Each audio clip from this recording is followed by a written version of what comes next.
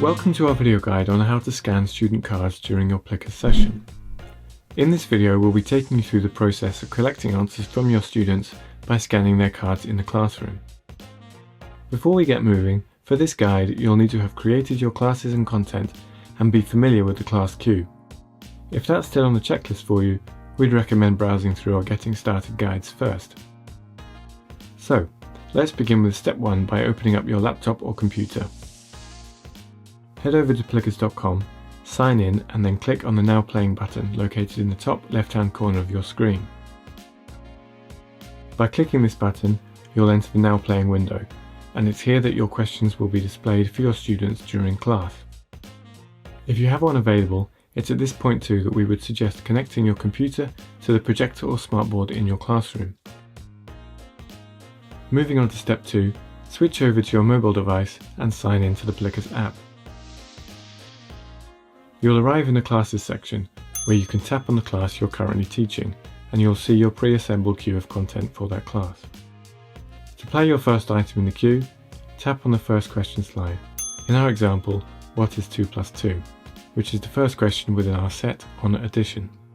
The first question launchpad for that item will then appear.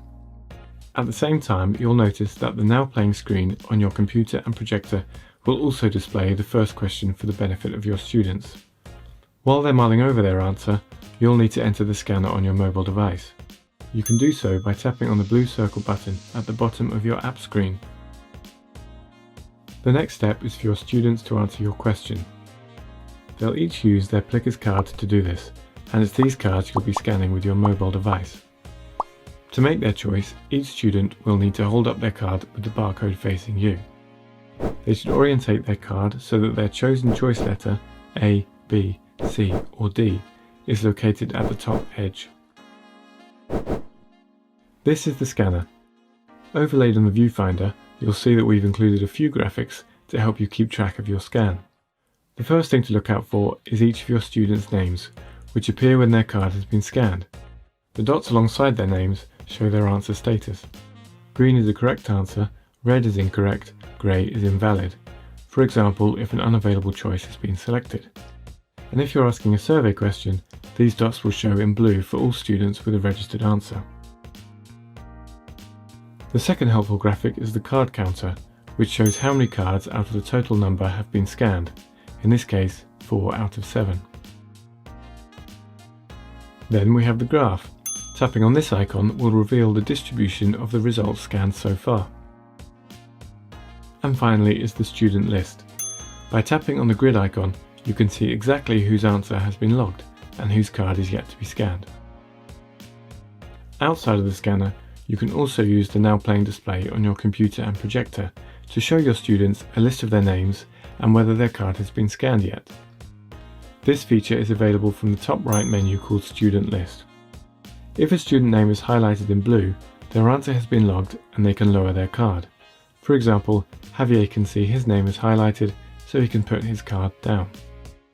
In our example here, as the scanner moves around the classroom, you can see how more student names are highlighted in blue as their cards are scanned.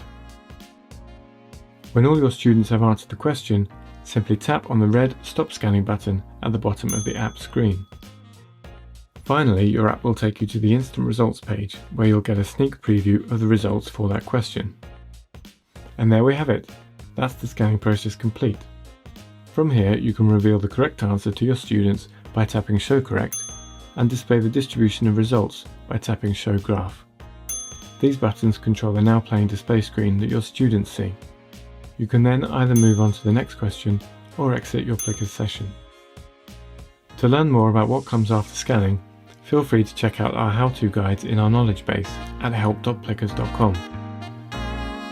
Thanks for watching.